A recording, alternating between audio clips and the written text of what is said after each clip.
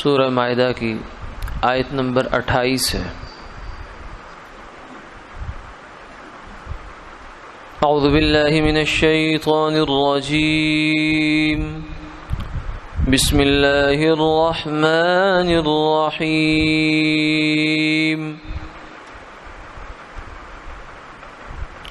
لئن بسطت إلي يدك لتقتلني ما أنا بباسط يدي إليك لأقتلك إني أخاف الله رب العالمين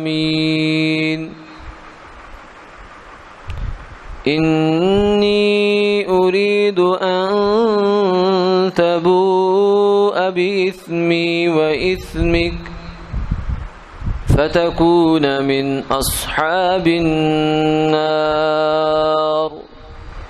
وذلك جزاء الظالمين صدق الله العظيم۔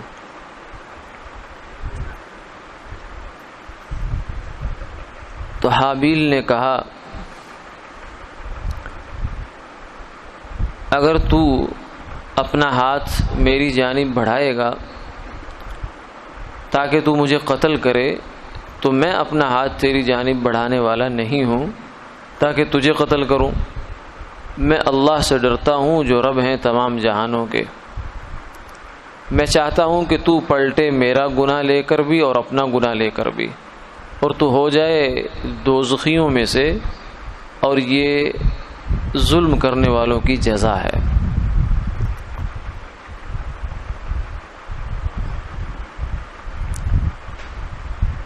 آدم علیہ السلام کے دو بیٹوں کا قصہ چل رہا تھا کہ جب قربانی قبول ایک کی ہو گئی، حابیل کی ہو گئی اور قابیل کی نہیں ہوئی، تو اس کے دل میں حسد کا جذبہ پیدا ہوا کہ یہ کیا ہو گیا، پہلے تو مجھے میری اپنی خواہش نہیں مل رہی تھی، اب جو ہے وہ ایک اور حابیل کو مجھ سے اضافہ حاصل ہو گیا، وہ آگے بڑھ گیا میرے سے۔ تو کسی کا آگے بڑھنا دیکھ کر انسان کے دل میں جو جلن محسوس ہوتی ہے اسی کو حسد کہتے ہیں، چاہے وہ دنیا کے معاملات میں آگے بڑھ جائے چاہے دین کے معاملات میں آگے بڑھ جائے۔ تو یہ جو دل کی کیفیت ہوتی ہے اسے حسد کہتے ہیں۔ ایک بزرگ سے، ایک اللہ والے سے کسی نے پوچھا کہ لوگوں کو کی ترقی دیکھ کر، کسی کی دکان چھوٹی تھی بڑی ہو گئی، کسی کا مکان سادہ تھا اب اس نے اچھا بنا لیا، کسی کی سواری اچھی آ گئی، کسی کو علم میں ترقی مل گئی، کسی کو دعوت کی لائن میں ترقی مل گئی، تو اس کو دیکھ کر دل میں جلن محسوس ہوتی ہے، چبھن محسوس ہوتی ہے۔ اس کا احساس ہو جانا یہ بھی بڑی بات ہوتی ہے، ورنہ عام طور سے انسان مرض میں مبتلا رہتا ہے اور اسے خبر ہی نہیں ہوتی کہ میں بیمار ہوں۔ اسی لیے کسی نے بہت بڑے حکیم سے پوچھا تھا، جعلی روس سے غالباً، کہ سب سے بری بیماری کون سی ہے، سب سے خطرناک مرض کون سا ہے؟ اس نے کہا سب سے خطرناک مرض وہ ہے جسے بیمار مرض نہ سمجھے، بیمار جسے بیماری نہ سمجھے وہ سب سے خطرناک ہے۔ تو جس بیماری کو انسان بیماری نہ سمجھے، تو یہ بھی اللہ کا انعام ہوتا ہے کہ اللہ تعالیٰ انسان کو اپنے عیوب دیکھنے کی توفیق عطا فرما دے۔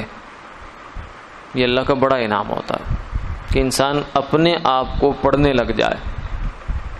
ساری دنیا کو تو ہم پڑھتے ہیں لیکن اپنے آپ کو پڑھنے کی ہمارے پاس فرصت نہیں ہوتی، کیونکہ اپنے آپ کے بارے میں ہم نے طے کیا ہوا ہے کہ ہم تو بالکل پرفیکٹ ہیں، ہمارے اندر کوئی خرابی نہیں۔ خرابی تو سب لوگوں کے اندر ہے، اڑوس والوں پڑوس والوں کے اندر ہے، میرے دوستوں کے اندر ہے، بیوی کے اندر ہے، بچوں کے اندر ہے، میں بالکل پرفیکٹ ہوں۔ یہ جو پرفیکٹ ہونے کا ہم نے بالکل صحیح ہونے کا اپنے بارے میں فیصلہ کر لیا ہے، یہ جہالت ہوتی ہے، یہ اپنی بیماریوں سے آنکھیں بند کرنا ہوتا ہے۔ تو اللہ تعالیٰ کسی کو اگر اپنے عیوب دیکھنے کی توفیق عطا فرما دے تو یہ ان کا بڑا انعام ہے، کیونکہ جب آدمی کو بیماری کا پتہ چل جاتا ہے اور اس کا احساس ہو جاتا ہے تو پھر اس کو شفا بھی اللہ تعالیٰ عطا فرماتے ہیں۔ پتہ ہی نہ چلے، احساس ہی نہ ہو تو پھر شفا کہاں سے ہوگی؟ تو یہ حسد کے بارے میں کسی نے پوچھا اللہ والے سے کہ مجھے جلن محسوس ہوتی ہے، جب کسی کی ترقی دیکھتا ہوں تو اس جلن کا اظہار بھی ہوتا ہے. پھر کسی کے پاس نئی گاڑی دیکھ لی یا کسی کا اچھا مکان بنگلہ دیکھ لیا تو آدمی اس جلن کا اظہار مختلف انداز سے کرتا ہے کہ یہ کل تک بیچارہ ٹوٹی سائیکل پہ پھر رہا تھا، آج اس کے پاس گاڑی آ گئی. تو یہ اس کو یہ نہیں کہہ رہا کہ ماشاءاللہ اللہ تعالیٰ نے کیسا اس پر کرم کر دیا، اس کو دے دی ہے، اللہ تعالیٰ اس کو برکت عطا فرما دے، اس کا خیر اور سلامتی یہ دے دے. نہیں، اس کی جگہ اس کے دل سے ایک منفی کمنٹ نکلے گا کہ یہ تو کل تک ٹوٹی سائیکل پہ تھا، آج گاڑی والا ہو گیا. تو یہ اندر کا چولہا ہوتا ہے جو تھوڑا تھوڑا دھواں باہر نکال رہا ہوتا ہے، تو یہ حسد ہوتا ہے. تو اس نے کہا جی مجھے جلن محسوس ہوتی ہے، کیا کروں؟ تو فرمایا کہ جس کے بارے میں تمہیں حسد محسوس ہو اس کا نام لے کر اس کے حق میں دعائے خیر کرنی ہے کہ یا اللہ فلاں آدمی جو میرا بھائی ہے، میرا پڑوسی ہے، میرا دوست ہے، میرا کولیگ ہے، میرا مارکیٹ کا دکاندار ہے، یا اللہ اس کی روزی میں، اس کے مال میں، اس کی جان میں اور برکتیں عطا فرما. اس سے کیا ہوگا؟ اس سے اللہ تعالیٰ حسد کی بیماری کی جڑ کاٹ دیں گے دل سے. جب حسد کی بیماری جڑ کٹ گئی تو دل اطمینان سے، سکون سے، خوشی سے بھر جائے گا. تو یہ اس کی بیماری کا، یہ نام لے کر جو ہے نا، یہ نسخے کا لازمی جز ہے. نام نہیں چھوڑنا. نام لینے سے بڑی تکلیف ہوگی دل میں، لیکن لے لینا چاہیے. اس سے اللہ تعالیٰ دل کو صاف فرما دیتے ہیں. جو دل صاف ہوتا ہے اللہ تعالیٰ کا وہ گھر ہوتا ہے. جس دل میں منفی جذبات ہیں، نیگیٹو جذبات ہیں جس دل میں، وہ اللہ کا گھر نہیں ہو سکتا. تو خیر یہ اس بیچارے کو بھی کیفیت کچھ ایسی بن گئی کہ اس کو حسد نے لے لیا، اور یہ حسد اس کو یہاں تک لے گیا ہے. حسد اتنی خطرناک بیماری، اتنی خطرناک بیماری کہ قتل تک لے گیا اس کو، کہ میں تجھے مار ڈالوں گا. غصہ، جلاپا، جھنجھلاہٹ، پریشانی اور پتہ نہیں کیا کیا مصیبتیں یہ لے آتا ہے انسان کے ساتھ. اور حتیٰ کہ اس نے اس کے چھٹکارے کا راستہ یہی سوچا کہ میں اس کو مار ڈالوں بس. جب اس نے اس کو کہا کہ میں تجھے مار دوں گا، لأقتلنک، تو اس نے کہا کہ ٹھیک ہے مارنا تو مار لے، لیکن میں تجھے نہیں ماروں گا، میں تجھے نہیں ماروں گا. تو یہ شریعت مطہرہ کا حکم بھی یہ ہے، اسلامی شریعت کا، کہ اگر کسی شخص کے بارے میں آدمی کو یہ یقین ہو جائے کہ وہ مجھے مارنے کے در پہ ہے اور میری جان اس کو مارے بغیر چھوٹ نہیں سکتی، جیسے حملہ آور حملہ کر دے، ڈاکو ہے وہ جان لینے کے در پہ ہو گیا، یا کوئی اور ہے، تو ایسے موقع پر آدمی کو اپنی جان بچانے کے لیے اس کو مارنے کی، یعنی دفاع میں مارنے کی اجازت ہوتی ہے، گنجائش ہے. لیکن پھر بھی نہ مارے، صبر کر جائے، ظلماً شہید ہو جائے تو اللہ اس کو شہادت کا رتبہ عطا فرماتے ہیں. یہ شریعت میں گنجائش ہے. تو حابیل نے اس پہلو پر عمل کیا، جیسے کہ سیدنا عثمان رضی اللہ تعالیٰ عنہ جب باغیوں نے مدینہ منورہ میں محاصرہ کر لیا تو باوجود کہ خلیفہ تھے وہ ان کو مروا سکتے تھے، ان کو قتل کروا سکتے تھے، لیکن انہوں نے فرمایا کہ نہیں، میں نہیں کروں گا. امت محمدیہ صلی اللہ علیہ وسلم کے اندر میں پہلا وہ انسان نہیں بننا چاہتا کہ جس نے خون ریزی کرائی ہے. میں یہ کام میں اپنے ہاتھ سے نہیں کرنا چاہتا، چاہے میں جائز بھی ہوں، مجھے رائٹ حاصل ہے، حق حاصل ہے، لیکن میں نہیں کرتا یہ. اسی لیے بعض سلف سے یہ منقول ہے کہ حابیل کی جو سنت یا حابیل کی جو طریقہ تھا اس کو اس امت میں، امت محمدیہ صلی اللہ علیہ وسلم میں اس طریقے سے پورا کرنے والے سیدنا عثمان رضی اللہ تعالیٰ عنہ.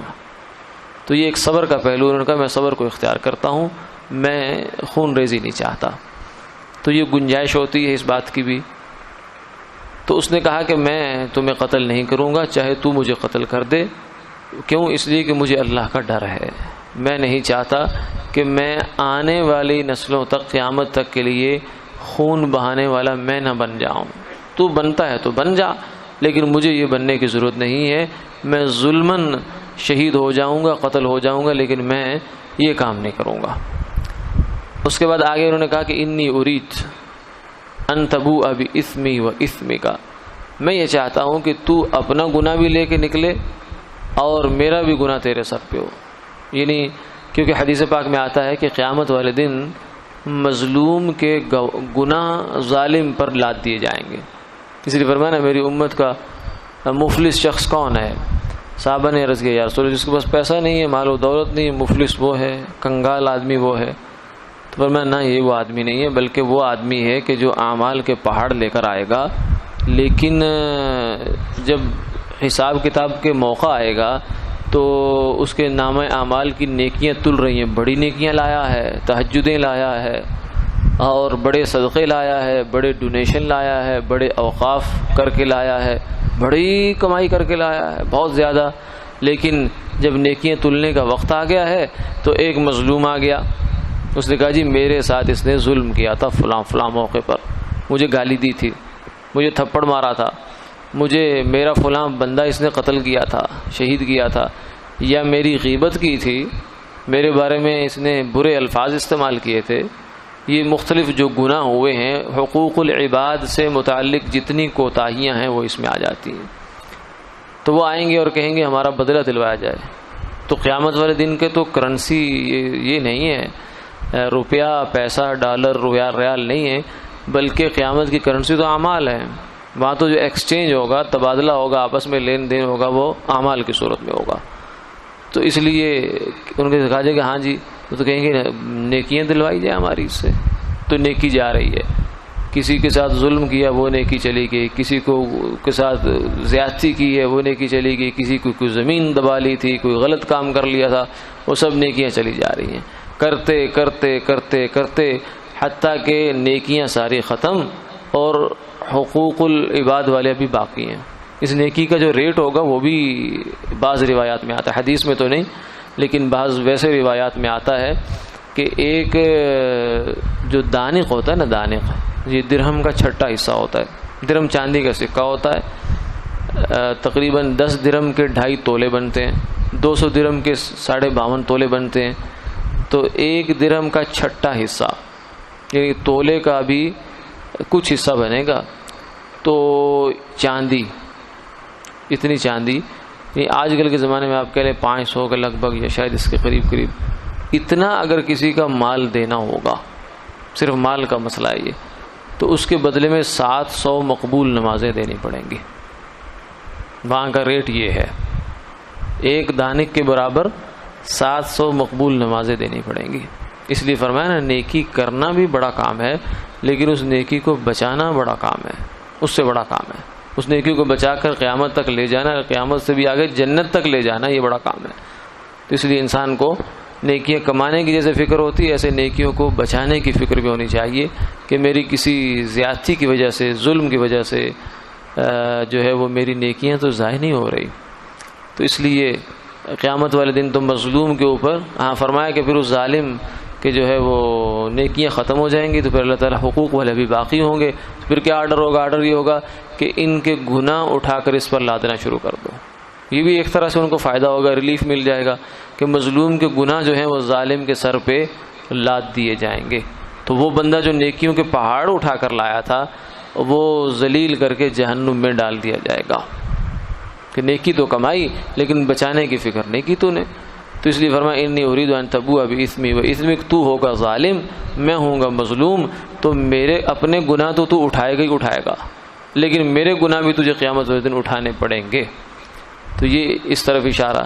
اور دوسری بات یہ ہے کہ اگر میں تجھے قتل کرتا ہوں تو ممکن ہے کہ یہ زیادتی ہو، تو میں نہیں چاہتا کہ یہ زیادتی میرے ہاتھ سے ہو، میں چاہتا ہوں کہ میری زیادتی بھی تیرے سر، تیری زیادتی بھی تیرے سر، فتکون من اصحاب النار، اور تو دوزخ والوں میں سے ہو جائے۔ وذالک جزاء الظالمین، ظلم کرنے والے انسان کا بدلہ یہی ہے کہ اس کے ساتھ کیا ہے، وہ اپنے گناہ بھی اٹھائے گا اور مظلوم کے گناہ بھی اٹھا کر لے جائے گا، اور یہ بہت بڑا خسارہ ہوگا۔ وآخر دعوانا الحمدللہ رب العالمین۔